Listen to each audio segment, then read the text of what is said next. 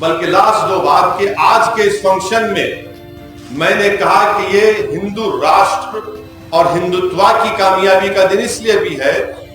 RSS के chief वहां पर क्या कर रहे थे और आरएसएस के चीफ का वहां पर मौजूद रहना और उनका तकरीर में यह कहना कि आज का दिन एक न्यू इंडिया बनाया जा रहा है। कौन सा न्यू इंडिया बनाने की बात कर रहे हैं मोहन भागवत? कौन सा न्यू इंडिया बनाने की बात कर रहे? वो न्यू इंडिया बनाने की बात कर रहे जो हिंदू राष्ट्र होगा, जहां पर माइनॉरिटीज को, खास तौर से मुसलमानों को सेकंड क्लास सिटीजन बनाया जाएगा और मुसलमानों की जिंदगी और मौत का फैसला अक्सरियती तबके के गुडविल पर होगा। यह मोहन भागवत का पैगाम है। और न्यूज़वुड, खबर भरोसे की।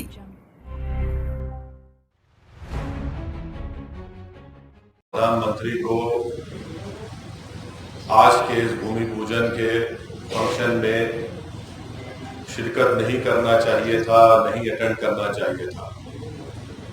और मैं हमेशा से कहता हूं, आज भी कह रहा हूं, इसलिए कि प्रधानमंत्री, वजीर आजम किसी एक मखसूस या खास मजहब के वो प्रधानमंत्री नहीं है। जो नरेंद्र मोदी की सरकार है उसका कोई मजहब नहीं है। भारत, इंडिया का कोई मजहब नहीं है। आज प्रधानमंत्री ने, नरेंद्र मोदी ने बहैसियते प्रधानमंत्री आज के भूमि पूजन में शिरकत करके उन्होंने जो ओथ लिया था उन्होंने उसका वायलेशन किया है। उन्होंने संविधान की का जो बेसिक स्ट्रक्चर है, सेकुलरिज्म, उसको वायलेट किया है। और तीसरी बात यह है कि प्रधानमंत्री का आज के उस फंक्शन में जाना, आज का दिन हिंदुत्व की कामयाबी का दिन है और सेकुलरिज्म की शिकस्त का दिन है। आज का दिन जो प्रधानमंत्री बहैसियते प्राइम मिनिस्टर वहां पर गए, उनके जाने की वजह से आज का दिन हिंदुत्व की कामयाबी का दिन है, सेकुलरिज्म की शिकस्त का दिन है। बहैसियते प्रधानमंत्री नरेंद्र मोदी आज भूमि पूजन में जाकर जो उन्होंने वहां पर वो जो चांदी का पत्थर रखा, उन्होंने एक हिंदू राष्ट्र की बुनियाद आज वहां पर डाली है। तो आज का दिन सेकुलरिज्म की शिकस्त का दिन है। आज का दिन जमहूरियत की शिकस्त का दिन है और आज का दिन याद रखा जाएगा हिंदुत्व की कामयाबी के लिए। आज का दिन याद रखा जाएगा मेजॉरिटेरियनिज्म की कामयाबी के नाम से आज का दिन याद रखा जाएगा। और दूसरी बात यह है कि प्राइम मिनिस्टर ने अपने भाषण में ये कहा, अपनी तकरीर में, अपनी स्पीच में कहा कि देश बड़ा इमोशनल है। यकीनन प्रधानमंत्री नरेंद्र मोदी, असदुद्दीन ओवैसी भी बड़ा इमोशनल है। मैं इसलिए इमोशनल हूं क्योंकि मैं को एग्जिस्टेंस को मानता हूं। मैं इसलिए इमोशनल हूं क्योंकि मैं इक्वालिटी ऑफ सिटीजनशिप को मानता हूं। मैं इसलिए इमोशनल हूं कि 450 साल जिस जगह पर मस्जिद थी, जहां पर मुसलमानों ने नमाजें पढ़ी 22 दिसंबर 1949 तक, मैं इसलिए भी इमोशनल हूं कि आप ही की पार्टी के लोगों ने सुप्रीम कोर्ट को झूठ बोलकर, बीजेपी और संघ परिवार के लोगों ने 6 दिसंबर 1992 को बाबरी मस्जिद को शहीद किया। मैं इसलिए भी इमोशनल हूं प्रधानमंत्री जी क्योंकि जिस जगह पर आपने भूमि पूजन में हिस्सा लेकर हिंदू राष्ट्र की बुनियाद का आगाज किया, उसके अतराफ, तीनों अतराफ मुसलमानों का कब्रिस्तान था, जहां पर मुसलमान बुजुर्गों की खबरें भी थी, इसलिए भी हम इमोशनल है। चौथी बात यह है कि प्रधानमंत्री ने अपने भाषण में यह कहा कि जो मेरे को पीआईबी से उसकी स्पीच पूरी मिली कि ये आज का भूमि पूजन एक सिंबल ऑफ इंडिया। प्रधानमंत्री जी, आपको आपका मजहब मुबारक, आपको गुलवालकर की आइडियोलॉजी मुबारक, मगर आप देश के प्रधानमंत्री हैं, आपको ये बात समझने की जरूरत है कि देश का सिंबल ना कोई मंदिर हो सकता है, ना कोई मस्जिद हो सकती है। देश का सिंबल ना मस्जिद हो सकती है, ना मंदिर हो सकती है, ना कोई रिलीजियस प्लेस इस देश का सिंबल नहीं हो सकता। वो सिंबल हो सकता है किसी एक मजहब के लिए, किसी एक कल्चर के लिए, मगर वो इंडिया का सिंबल नहीं हो सकता।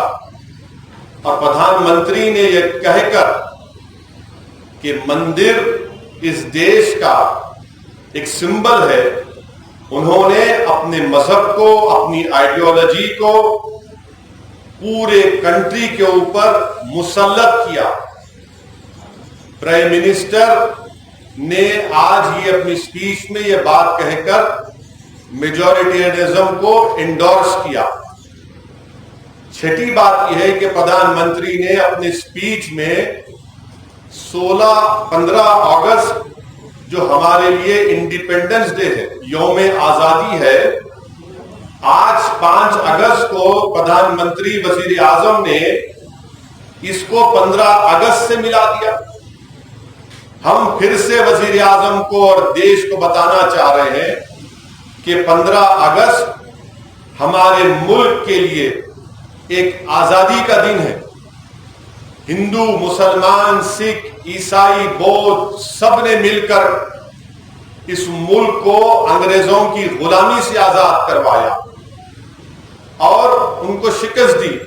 क्या प्रधानमंत्री ये कहना चाह रहे हैं कि 15 अगस्त से मिलाकर कि उनके चाहने वाले, उनके मानने वाले, उनको आज आजादी मिली? किसको शिकस्त दी प्रधानमंत्री, आपने बताइए। 15 अगस्त को अगर हम लाल किले पर झंडा, तिरंगा लहराते हैं, बड़ी फख्र के साथ लहराते हैं, तो ये पैगाम देने के लिए कि हमने 200 साल के अंग्रेजों की गुलामी के बाद इस देश को आजाद किया। कैसे प्रधानमंत्री फ्रीडम फाइटर्स को, उनकी कुर्बानियों की आज तौहीन की कि आज के दिन को उन्होंने 15 अगस्त से मिला दिया। और कैसे एक टेंपल का मूवमेंट एक मुल्क के बराबर हो सकता है? How can a temple movement be equated to a country? और आखिरी बात यह है, बल्कि लास्ट 2 बात, कि आज के इस फंक्शन में मैंने कहा कि ये हिंदू राष्ट्र और हिंदुत्व की कामयाबी का दिन इसलिए भी है, आरएसएस के चीफ वहां पर क्या कर रहे थे और आरएसएस के चीफ का वहां पर मौजूद रहना और उनका तकरीर में यह कहना कि आज का दिन एक न्यू इंडिया बनाया जा रहा है। कौन सा न्यू इंडिया बनाने की बात कर रहे मोहन भागवत? कौन सा न्यू इंडिया बनाने की बात कर रहे?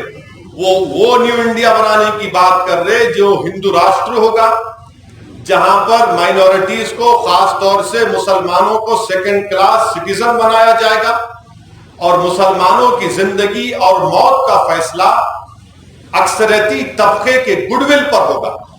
यह मोहन भागवत का पैगाम है।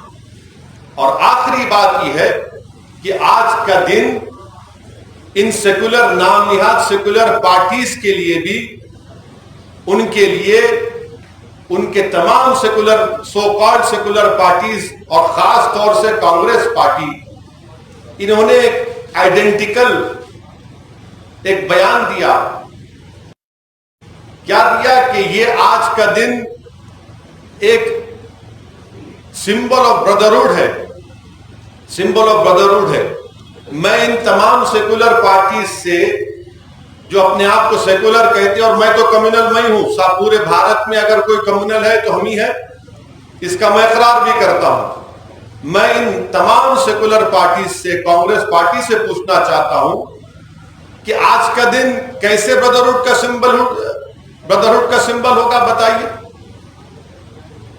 जबकि ये राम मंदिर का मूवमेंट, हजारों की तादाद में भारत के सिटीजन्स की मौत हुई कम्युनल राइट्स में, ये मूवमेंट एक मस्जिद को शहीद कर दिया गया मूवमेंट में, फिर वहां पर मेकशिफ्ट टेंपल बना दिया गया कि इसको ब्रदरहुड कहते हैं आप।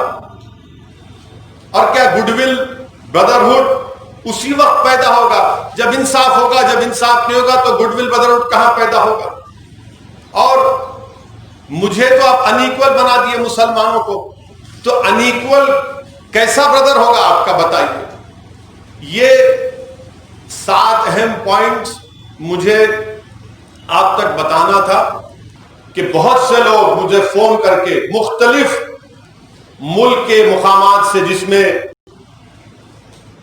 बहुत से मजहब के लोग हैं, खास तौर से दलित और मुसलमान हैं, जो आज भी इस मुल्क के सेकुलरिज्म पर यकीन रखते हैं, वो मुझको फोन करके कह रहे कि साहब हम बड़े मायूस हैं, हम बड़े अपने आप को अकेला महसूस करते हैं। मैं उन तमाम से कहना चाह रहा हूं कि आपको हरगिज मायूस होने की जरूरत नहीं है, आपको हरगिज अकेला महसूस होने की जरूरत नहीं है। ये हुकूमत है जिसके प्रधानमंत्री नरेंद्र मोदी हैं, वो सेकुलरिज्म को खत्म करके हिंदू राष्ट्र की को कायम करना चाहते हैं, मगर हमको नाउम्मीद होने की जरूरत नहीं है। मुझे यकीन है कि आज भी हमारे मुल्क इंडिया में ऐसे करोड़ों हमारे हिंदू भाई हैं जो हिंदुत्व की आइडियोलॉजी को नहीं मानते और कभी नहीं मानेंगे। मुझे यकीन है कि हम और वो और दलित हमारे भाई जो कभी नहीं मानते हिंदुत्व की आइडियोलॉजी को, ये वक्त जमहूरी तरीके से हिंदू राष्ट्र के रास्ते को जो क़याम किया जा रहा है, इसको एस्टैब्लिश किया जा रहा है, उसको डेमोक्रेटिक तरीके से रोकने की जरूरत है।